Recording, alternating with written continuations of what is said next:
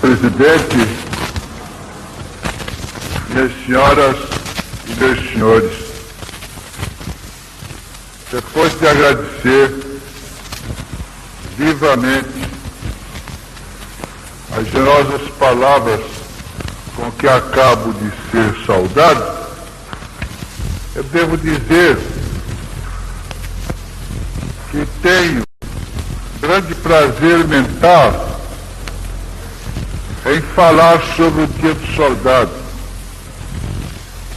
porque sou um dos culpados dessa criação no Brasil. O primeiro projeto para a criação do Dia do Soldado foi apresentado por mim, quando deputado federal pelo Ceará, a Comissão de Marinha e Guerra da Câmara da Velha República, em 1917. Já lá se vão muitos anos. A ideia caminhou e se tornou vitoriosa, porque não poderia a nação deixar de reservar no seu calendário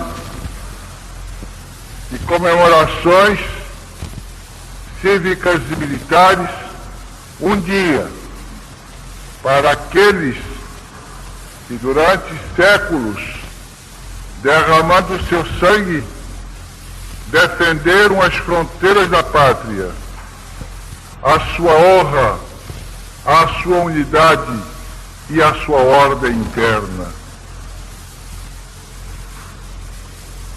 Muito bem andaram aqueles que escolheram para patrono desse dia, patrono do soldado brasileiro e patrono do Exército,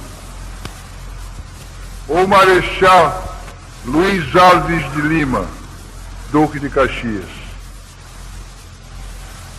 O maior soldado do Brasil.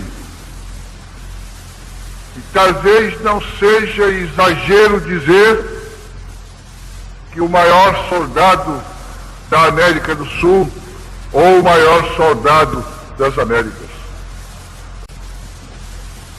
Esta figura invulgar que se perfila e domina os horizontes da nossa história, infelizmente não é muito popular. Marechal Duque de Caxias era um aristocrata, filho, neto, sobrinho, primo, irmão, parente próximo de generais do Exército que vinham prestando serviços ao Brasil desde os tempos coloniais. Era um grande disciplinador, era um chefe nato, não cortejava a popularidade, punha-se a uma certa distância e, além disso, para essa pouca popularidade, contribuiu uma propaganda que eu considero mal dirigida e mal organizada, de modo que este homem nos foi apresentado durante muito tempo com uma única face, a do impertérrito disciplinador. Tanto que até no próprio seio das classes armadas se apelidaram os oficiais cumpridores austeros dos regulamentos, disciplinadores, a antiga Caxias. Aquele é um Caxias. Mas o Duque de Caxias não era somente isto. Era isto E muito mais do que isso. De fato, é conhecida aquela anedota ou aquele episódio em que ele se mostra sob este aspecto. Como sabem, há no Museu de Belas Artes do Rio de Janeiro um quadro de talvez 10 metros de comprimento por 4 metros de altura, representando a Batalha de Avaí, da autoria do nosso grande pintor Pedro Américo. Nesse quadro, em que no primeiro plano tumultuam as lutas individuais, soldados querendo tomar as bandeiras, atacando as peças de artilharia, o general Osório, que passa a cavalo com o seu poncho ao vento. No fundo, no alto, numa pequena eminência, está o Estado-Maior que comanda a batalha. E no meio desse Estado-Maior, a cavalo, contemplando aquele espetáculo extraordinário, o Marechal Duque de Caxias, com o seu pequeno boné bordado, a sua farda de campanha, desabotoada, vendo-se por baixo dela o colete.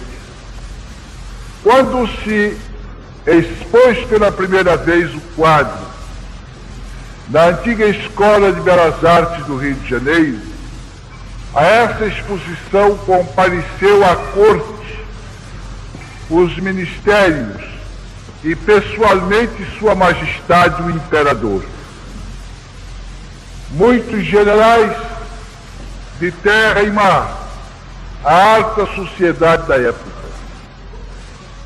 Notou-se que enquanto este, aquele e aquele outro elogiavam o quadro, faziam comentários, teciam louvores, o Marechal Duque de Caxias, então ministro da Guerra e presidente do Conselho, conservava-se alheado, as mãos cruzadas sobre o punho da espada, sem dizer uma única palavra. A sua atitude chamou de tal modo a atenção que o imperador, disfarçando, aproximou-se dele e disse: Duque, o modo como o senhor está procedendo faz com que este pobre pintor passe momentos amargos. Ele está vendo a desaprovação diante da sua obra. Diga alguma coisa, por favor. E o Duque de Caxias, entre os dentes, resmungou: Majestade, eu só queria saber quando foi que ele me viu algum dia com a farda desabotoada. Era este o homem, naturalmente, do regulamento. Mas quantas foram as facetas deste verdadeiro diamante humano da nossa história? Nós nem a podemos contar. Este homem era um tático, este homem era um estrategista, este homem era um administrador, este homem era um grande político, este homem era um grande cidadão, este homem era um grande coração.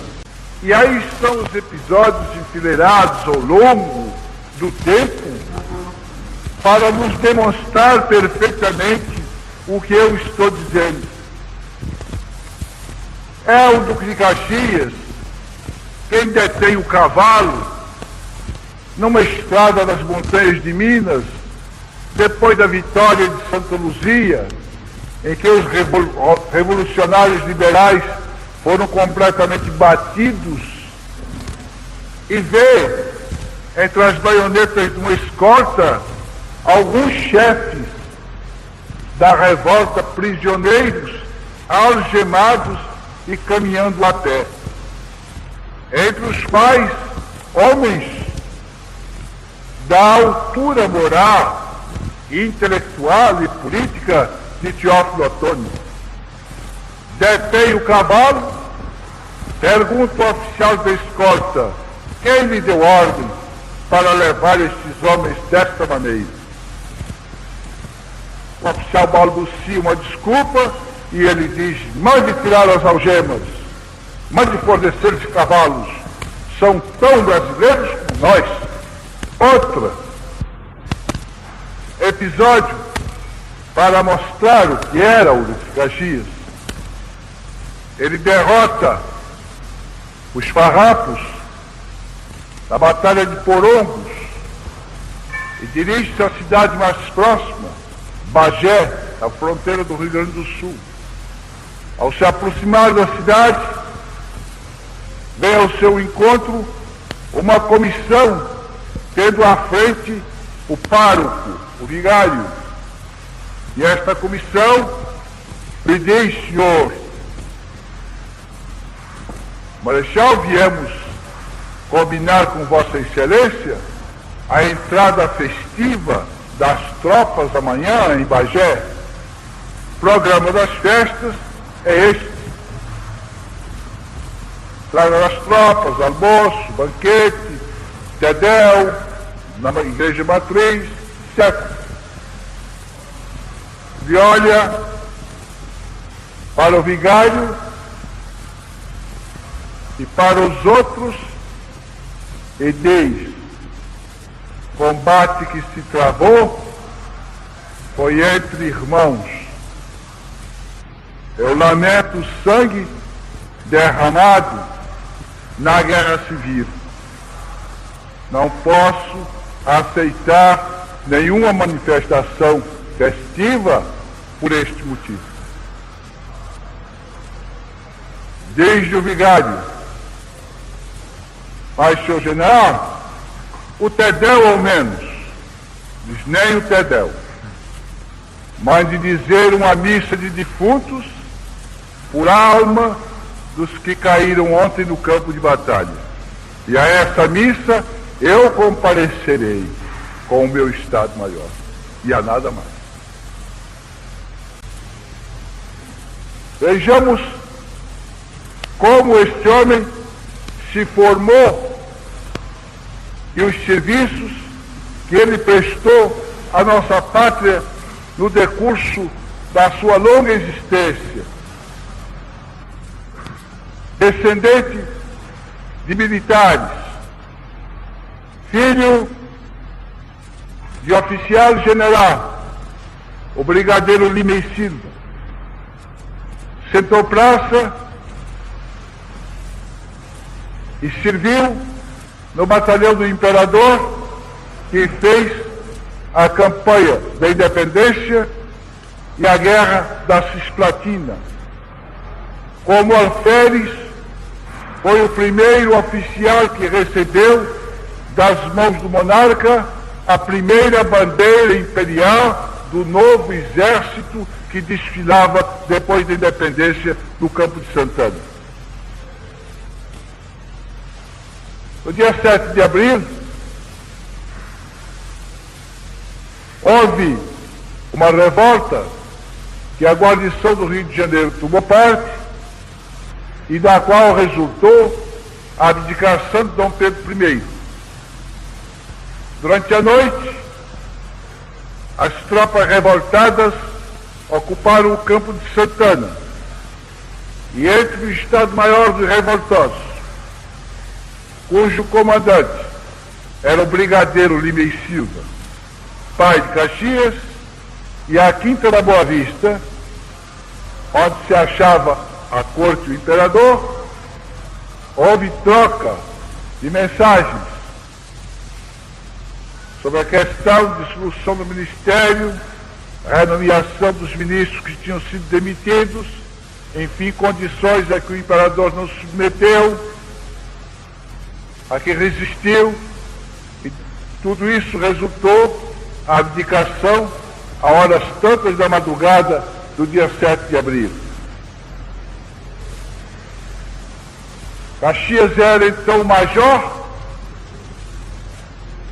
fazendo parte dos quadros do batalhão do Imperador, comandado por um tio.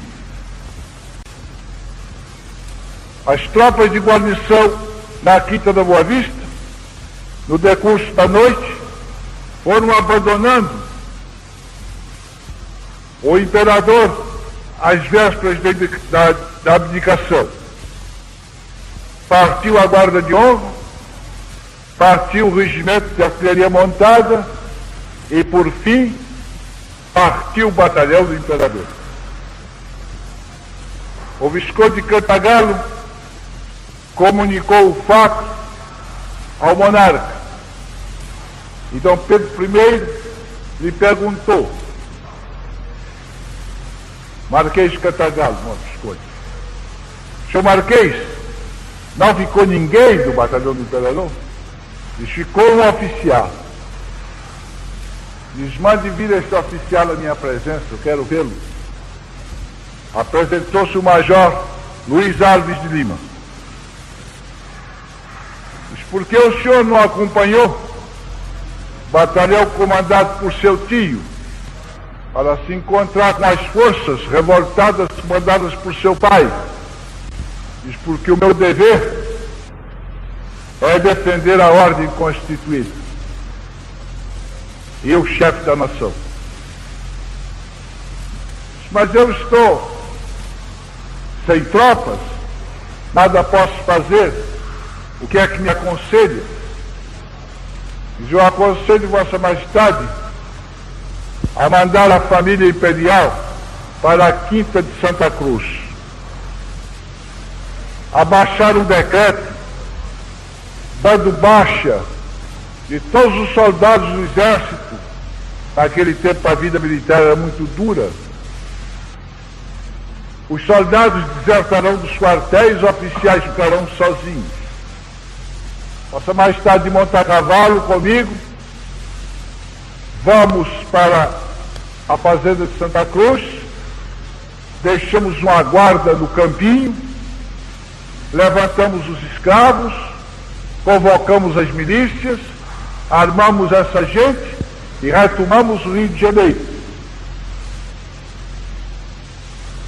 O imperador disse: mas correrá sangue? Escorrerá. Diz: então não quero. E abdicou. Foi o único oficial que ficou fiel naquele momento à coroa imperial, porque era este o seu dever. Foi, portanto, a coluna de sustentamento da monarquia. Vencedor dos baralhos do Maranhão, vencedor dos farrapos do Rio Grande do Sul, vencedor dos liberais de Minas e de São Paulo. Depois da vitória, estendia sobre os irmãos tresmalhados nas contendas civis o manto da anistia, o manto do perdão e do esquecimento. Com os balaios que se renderam às suas forças, organizou os soldados com que dominou a Revolução de Minas e de São Paulo. Nenhum prestígio igualou jamais o seu nos meios militares, nem nos meios civis, políticos, portanto, do segundo reinado. Ele foi primus inter pares. Não havia ninguém igual. A Guerra do Paraguai, que começou a fazer e continuou a fazer a sapata dela, só recebeu o seu impulso definitivo para a vitória no dia em que o comando foi entregue a Luiz Alves de Lima, Duque de Caxias. Naquela ocasião, Marquês ainda de Caxias. Ele chegou ao Paraguai encontrando Um exército cansado e até um certo ponto desmoralizado por uma guerra de posição que durava havia anos. Tirou esse exército do marasmo, sacudiu em 2 marchas de flanco e 1 ano depois entrava vitorioso na capital do inimigo.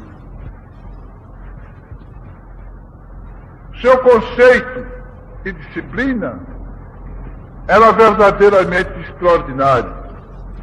Em um certo momento, em Assunção, depois da ocupação, em que um oficial é exasperado por não obter permissão para vir para o Rio de Janeiro, o capitão de artilharia, naturalmente sofrendo de uma coisa que naquele tempo não se conhecia, mas que hoje nós sabemos que existe, a neurose da guerra, lhe faltou o respeito em plena sala do comando, dizendo: senhor Marquês, eu não consigo permissão para ir para o Rio de Janeiro. Naquele tempo o pistolão chamava-se empenho. Qual é o empenho que eu preciso para Vossa Excelência me dar esta licença? Não poderia haver mais de respeito da parte de um simples capitão ao comandante-chefe do Exército Imperial. O general Fonseca Costa deu ordem de prisão ao oficial. E como procedeu Caxias? Diz: não prenda, mande submeter a uma junta médica. Um oficial do Exército Imperial não falta o respeito ao comandante em chefe, senão fora do seu juízo. Isto é, ele mostrou ao Exército Imperial inteiro que não era possível admitir que houvesse indisciplina. Isto era inadmissível. E, portanto, com esta saída, ele eliminava a existência da indisciplina. Ela não podia subsistir. Se nós estudarmos os seus planos de campanha, maneira como dirigiu as operações, então vamos verificar que este homem era verdadeiramente genial. Ele é no Brasil o precursor da arma aérea. Ele que em 1867 manda buscar na França e nos Estados Unidos os balões, faz os balões subirem com oficiais para examinar o terreno em que o exército está e poder desenvolver as suas marchas. Naquela época em que os exércitos viviam sobre os terrenos, havia uma desorganização completa nos serviços de intendência. Nós tínhamos, por exemplo, perdido toda a cavalhada ao entrar no Paraguai por falta de forragem, porque os cavalos comiam a forragem que encontrava. Ele, o primeiro homem que organiza os serviços de intendência para forragear até os cavalos, sustentar até os cavalos, e nunca mais morreram os cavalos no decurso da campanha. Onde ele assumia o comando, imediatamente as tropas entravam em movimento. E tudo se processava de uma maneira verdadeiramente extraordinária, até o triunfo final. Não há, por exemplo, uma concepção estratégica mais perfeita do que a que o Duque de Caxias, naquela época simples conde, fez para a vitória sobre Oribe e Rosas, em 1852. Ele levou o exército através do Uruguai, acampou com o exército na colônia do Sacramento. O exército ali ficou em contato com a esquadra, mandou parte do exército com as forças argentinas atacar Rosas por terra. e esperou os resultados. Deu-se a Batalha de Castelos, Rosas foi derrotado, as tropas brasileiras entraram em Buenos Aires triunfalmente. Pergunta-se, e se Rosas não fosse derrotado em Castelos, Rosas estaria derrotado de qualquer maneira. Porque se Rosas resistisse em Castelos, o grosso do exército que tinha ficado na colônia do Sacramento atravessava o rio da Esquadra e ocupava Buenos Aires na retaguarda de Rosas. E Rosas ficava sem retaguarda, sem apoio, sozinho no ar, perdido para sempre. Todas as suas concepções são verdadeiramente admiráveis. Aqui não é o momento, nem eu tenho tempo de estudá-las uma por uma. Falei nesta de relance.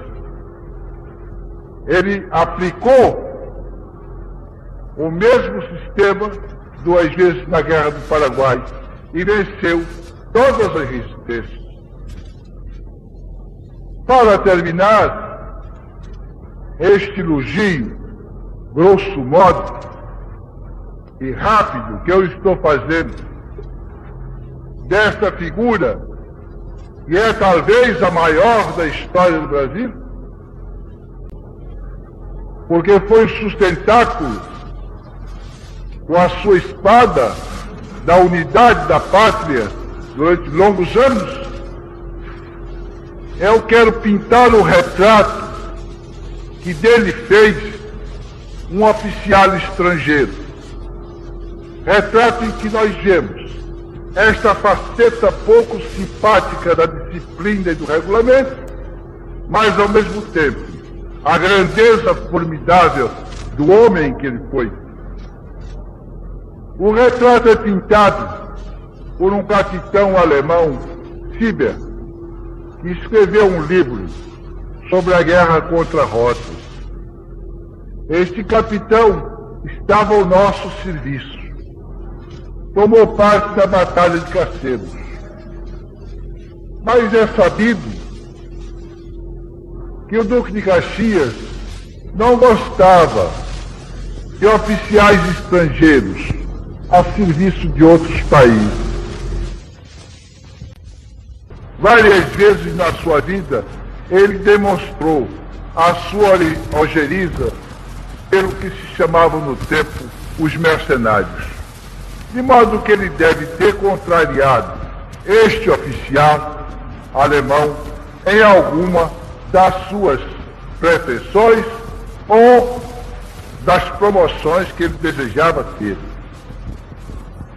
Conta Sieber que, terminada a campanha de 52, o exército imperial deixou Montevidéu em uma manhã muito clara e muito bonita.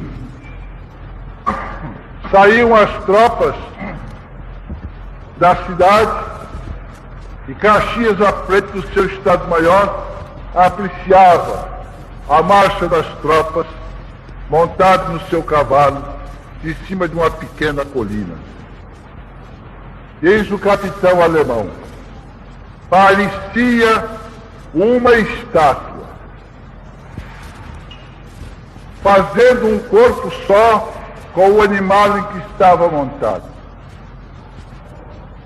Imóvel, o olhar parado, estendido na distância dos campos. Nem um movimento. Somente quando passava em frente dele a bandeira de um batalhão ou de um regimento, 2 dedos da mão enluvada de branco batiam rapidamente na pala do boné. Faziam a continência. E diz ele, como eu odeio este homem. Como eu detesto este monstro de orgulho e de presunção militar. Mas quero consignar nas últimas palavras do meu livro que onde ele estava havia disciplina, havia ordem e havia vitória. Portanto, ele rende a maior, a mais completa justiça a este grande soldado, que onde aparecia, trazia a ordem, a disciplina e a vitória. Bem precisados andamos nós hoje em dia do espírito de Caxias se projetar de novo nesses momentos cinzentos sobre a nossa pátria para conduzi-la ao seu grande futuro.